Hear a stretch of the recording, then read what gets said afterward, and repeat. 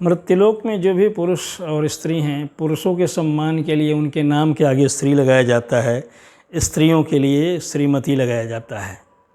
ये स्त्री और श्रीमती लगाने के पीछे क्या रहस्य है, आइए जानते हैं। नमस्कार, मैं ज्योतिष धर्मगुरु डॉक्टर धनेश मंडल त्रिपाठी आपको बताना चाहता हूँ कि स्त्री और श्रीमती के पीछे क्या रहस्य है।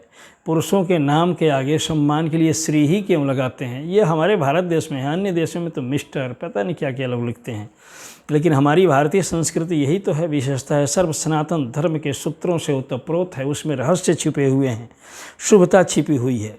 यही कारण है कि हम भारतीय लोग किसी भी पुरुष को सम्मानित करने के लिए, किसी भी व्यक्ति को सम्मानित करने के लिए उसके नाम के आगे स्त्री लिखते हैं, जबकि स्त्री को सम्मानित के लिए स्त्री युक्त मति भी लगाते हैं, अर्थात श्रीमती।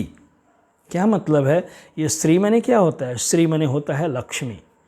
पुरुष के आगे केवल श्री लिखा जाता है, इसलिए लिखा जाता है कि श्री मतलब होता है लक्ष्मी, अर्थात पुरुष बाहर से लक्ष्मी अर्थात धन को कमा के लाए, अर्थात बाहर से अर्निंग अर्जित करने की व्यवस्था पुरुष की, इसलिए स्त्री लगा दिया सम्मानित करने के लिए। जब हम सम्मानित करते हैं स्त्री के साथ नाम, तो इसका मतलब याद दिलाते हैं कि आप पुरुषार्थ करो, आप कर्म करो, आप बाहर से जाओ, कर्म करके सात्विक धन लेके आओ।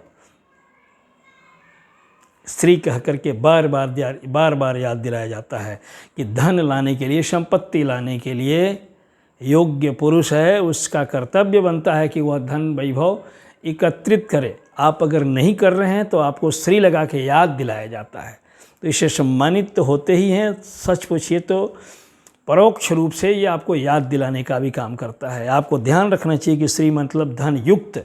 अगर आपका धन युक्त जीवन नहीं होगा तो आपका सम्मान नहीं मिलेगा। फिर कोई स्त्री नहीं लगा तो फिर आपको अपमानित शब्दों से, अजीब गरीब नामों से लोग बुलाते हैं। आपका सम्मान तब बढ़ता है कि जब आप स्त्री युक्त होते हैं, धन युक्त। श्री माने धन युक्त, वैभव युक्त। तो इसलिए आपको स्त्री लगाया जाता है। ससम्मान लोग स्त्री लगाते हैं। श्री 108 हो जाया करते हैं, श्री 1000 हो जाते हैं। जैसे आपका लेवल बढ़ता चला जाता है, विद्या धन, संपत्ति का धन, विविध प्रकार के संपत्ति का जो अर्जन होने लगता है, तो उस प्रकार से आपका स्त्री का सम्मान बढ़ते हुए चला जाता है।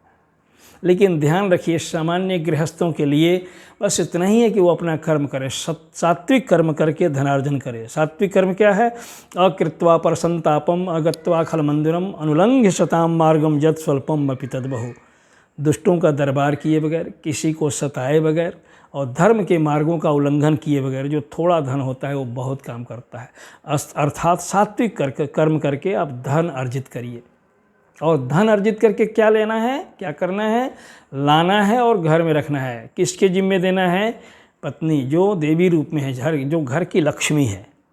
यही तो वजह है कि उसके नाम के आगे हम श्रीमती लगाते हैं।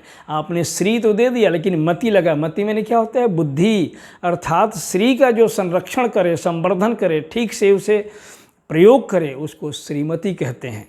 इसलिए श्री तो रहेगा, लेकिन स्त्री के साथ मति का प्रयोग करके, अपनी बुद्धि का प्रयोग करके गृहस्थ धर्म का सम्यक रूप से संचालन करे, अपनी व्यवस्था को ठीक कर दे, इसलिए उसको श्रीमती कहते हैं। कि धन तो लो, लेकिन अपनी मति लगाना। वहाँ भी याद दिलाया जाता है कि अगर कोई महिला, कोई स्त्री अगर इसमें अपने आप को कमी पाती है तो उसको बार बार श्रीमती लिख करके याद दिलाया जाता है कि आपको धन संचय इकट्ठा करने के लिए और प्रयोग करने की अपनी मति, अपनी बुद्धि लगाओ, इसलिए उसको हम श्रीमती लिखते हैं। तो श्री और श्रीमती का रहस्य आपने जाना। पुरुषों का कर्तव्य है, श्री का मतलब धन इकट्ठा करना, और श्री मतलब श्री युक्त मति, अर्थात धन की सुरक्षा की मति, धन के प्रयोग की मति जिसके पास हो उसको श्रीमती कहते हैं।